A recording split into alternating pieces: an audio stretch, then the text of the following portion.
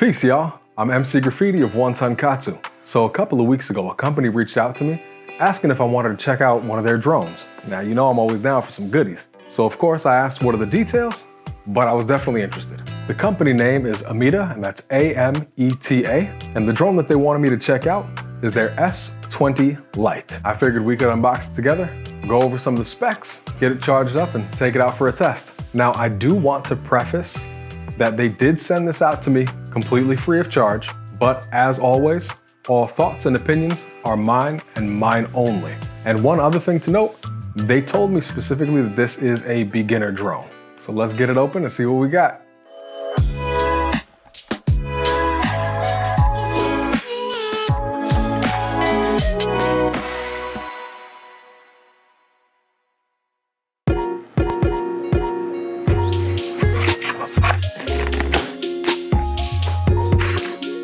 So here's the actual drone box. As you can see, it's the Ameta S20 Lite beginner drone. It does say it has a 4K resolution camera. However, I don't know if that's for video or for photo. It says it's for ages 14 plus. Whole bunch of info on the back. On the box, it says it's easy to use. Has transmission up to 200 meters.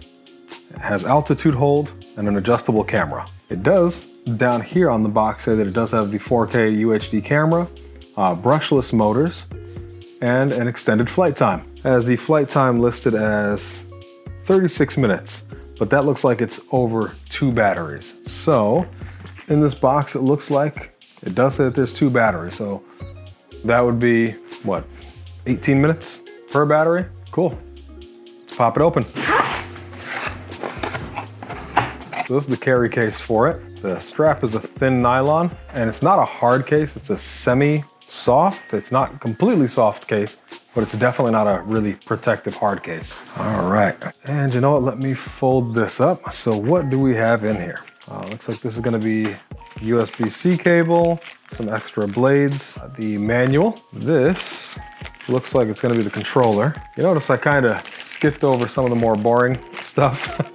It's pretty cool that there's additional, rotor blades, but this stuff is a little more neat. So it looks like here's the controller. Folds out like some other drones. So on the back, you can see that the controller takes batteries, and it looks like it's 3 AAA, which is listed down below here. So my phone is the iPhone 14 Pro, and we're gonna see if it fits in the controller.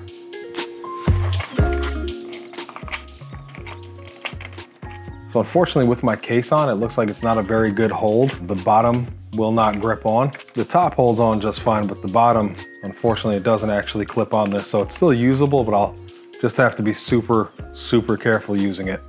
Looks like this here is the drone itself, and it's pretty straightforward to get it all unfolded and ready to go.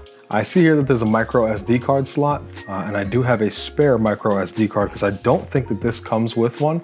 But if it does, I will make sure I let you know. On the front is the camera, which has the protective film on it still. And then in the back here is where you slide in the batteries. So the overall feeling of this drone is super light plastic. I mean, I'm pretty sure that my phone is heavier than this drone is. And it is all very thin plastic. But either way, I'm still gonna save any judgment for when I actually fly this thing. Just so you can get an idea, this is how big it is just folded up in my hand. Or an even better comparison, here is the drone folded up compared to my phone. Additionally, in the bag, here are those 2 batteries. Looks like the batteries have USB-C connectors here to charge up. In the one bag that we pulled out before, there's the additional propeller blades. Here's some additional screws, as well as a little itty bitty tiny screwdriver. Keep all of that together. Here is that USB-C cable. It's a USB-A to USB-C. I do kind of wish that it had a double USB-C on it. That way I could charge both of these batteries at the same time, but such is life. And the instruction manual, there's also a quick start guide and some warranty information. Just by feeling alone, this drone definitely lives up to its Lite name. So I've been lucky enough to toy with a few drones over the years, and by far this is one of the smallest and lightest that I've ever used. But I'm gonna get it all charged up, take it outside and see how it runs. So it's the next day. I'm about to get ready to start flying this drone. It's the first flight for it. It is a little bit windy out here. It's nothing crazy. It's only, let me see here. It says wind gusts are about 11 miles an hour. So we're gonna take a look and see how it does in the wind. I got my little buddy here with me to help me out. Meow. Yeah.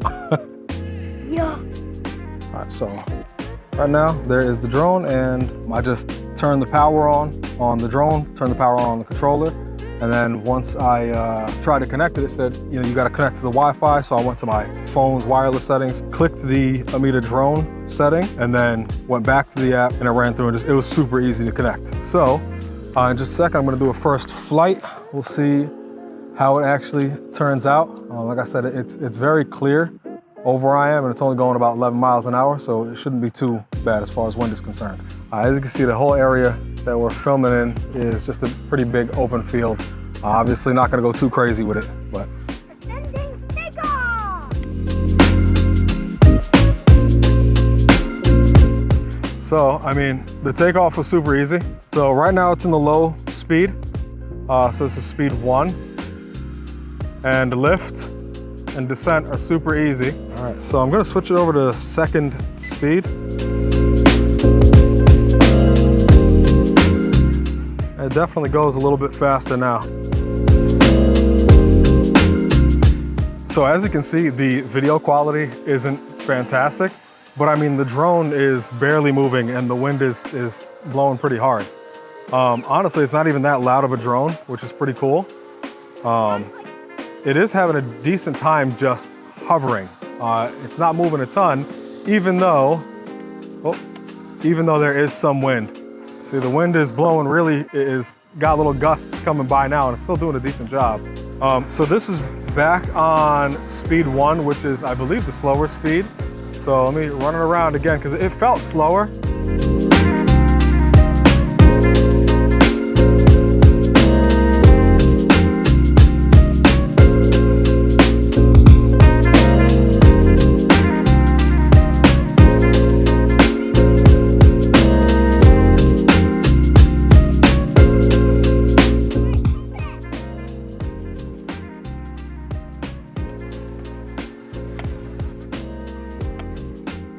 So right there, you may have noticed it was having a little bit of a hard time. It's because I have it on the lower speed. But because of that, when I was doing a rapid descent, it had a really hard time descending once the wind was kind of kicking in more. So, see, there we are. Now if you push forward, it'll come towards us. All right.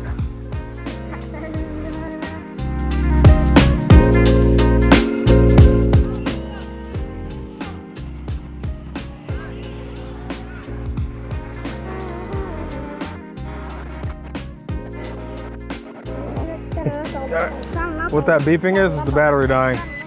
So that drone was pretty cool, huh?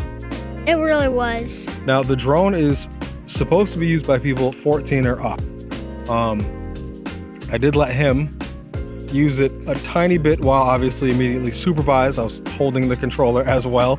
Yeah, I mean, for me, it was very easy to use. I'm also a little bit familiar with drones, but even if I wasn't, I think just the coordination of an adult is gonna make it easier. But was it pretty cool? Mm-hmm. Yeah, what do you think your favorite part of the drone is? Flying it. Well, obviously flying it, but is there anything super cool about it that you liked? The face. The face on it. Let's see if we can capture that. And that was with just one battery. Like I said, it was like 15 minutes or so. Yeah, we could have gotten like 16 minutes. Probably could have gotten 16 minutes, maybe even 17. Maybe even 17. Maybe even. The app is super easy to use, but one thing that kind of was annoying that I will say is that when the drone stopped, either, you know, we crashed it, we'd have to turn the drone off to get it to recalibrate. I'm gonna have to go through the manual and see if there is a way to auto calibrate it or at least recalibrate it without turning it all off completely. But let's head back to the house and we'll check out that manual, go over a few more things, and I'll give a final report, yeah? Mm-hmm. Yeah. So honestly, the Ameta S20 Lite is super fun and it has a bunch of features that I've barely even talked about yet. I know one of the features that I briefly mentioned is the auto takeoff, where you hold the button for about a second or so and it'll just have the drone turn on and cut straight up. But also, if you use that same button, you hold it for a couple seconds, it will make it automatically land. Now, there is an optical flow sensor on the bottom of the drone, so it is kind of checking for odd terrain. It does sense, like if you put your hand underneath it, it will sense your hand under there. So not to say that it has any kind of like obstacle avoidance or detection or anything like that. It does have the capability to, at least in some regards, sense what's underneath it. And I know that when I tested using the auto landing feature, originally it was getting ready to go down onto a rock, and it kind of just shifted over a little bit to a more flat place, and it landed on a good flat area. I'm sure that if I had something like a mat and I brought the drone over to above the mat and then I pressed the landing button, it would probably land on that mat because it looks like a pretty flat spot. Another quick button feature that it has is its circular flight. You press the button and the drone starts just going in a big circle. I don't really know how big of a circle it was. It kind of looked like it was maybe like 10 or 15 feet around. It was a decent sized circle. It's fun. I don't really see what the purpose is, for me at least, but it is definitely a neat thing. Another quick button feature that I actually found to be super fun is the 3D flip. Once you press the button, you'll hear it beep, and then you hit the control stick whichever direction, and it'll just do a quick, super quick flip in that direction. It is really fun. I don't know why. It's not like it adds anything crazy, and it literally just like does a quick barrel roll or a forward like somersault, but it's mad fast. And it was fun to watch. My son really got a kick out of seeing that thing flip around. Now, there is also an emergency stop button, and it just cuts power completely. You do have to hold the button for about 3 or 4 seconds, but it just shuts the power off and just drops it right where it is. So if you're making that thing fly forward and you hold the button for a little bit, it's just gonna fly forward and smash into the ground. If you, for whatever reason, need to just get it to drop out of the sky quick, you just hold that button for a couple of seconds and it'll cut off. I don't recommend using that to land though. And while you should always be able to see your drone, sometimes it may get out of sight a little bit, or it might hit a tree and fall someplace and you don't see where it falls. There is a find feature of sorts. So if you hold the emergency stop button as well as the auto takeoff button for a few seconds, it'll send the drone into a mode where it starts to blink and it starts to make a beeping sound, so it should make it a little bit easier to find it. Now, something that I was talking about earlier regarding having to recalibrate if the drone crashes or anything, I did find out how you do it. So if the drone crashes or you have to do an emergency stop and you have to recalibrate it, rather than having to turn it off completely and then turning it back on, instead you can take the left stick and move it towards the southwest, and then you can take the right stick and move it towards the northeast. Once you do that, you can reconnect to the drone. Also, on the shoulders of the controller, there are some additional function buttons. The left shoulder has the video and photo icon, so if you click the video one, it will automatically start or stop your video, and if you hit the photo one, it will take a photo for you. On the right hand side, it does have the camera up and down tilt. Now, the camera isn't on a super smooth, stabilized gimbal, but you can adjust the camera to look a little more up or down. So it moves in little increments like this, so it's not the most smooth movement, but it does work. Now, unlike me, I didn't really go through the user manual first. I was feeling a little bit too cocky and confident in my abilities with the drones. I just assumed I knew everything. I really wish that I had read through the manual first rather than just looking at the quick start guide. The manual really does have a lot of awesome information. It goes over what all of the different sounds are, what each light means. It goes over text specifications, and honestly, it's very, very, very informative.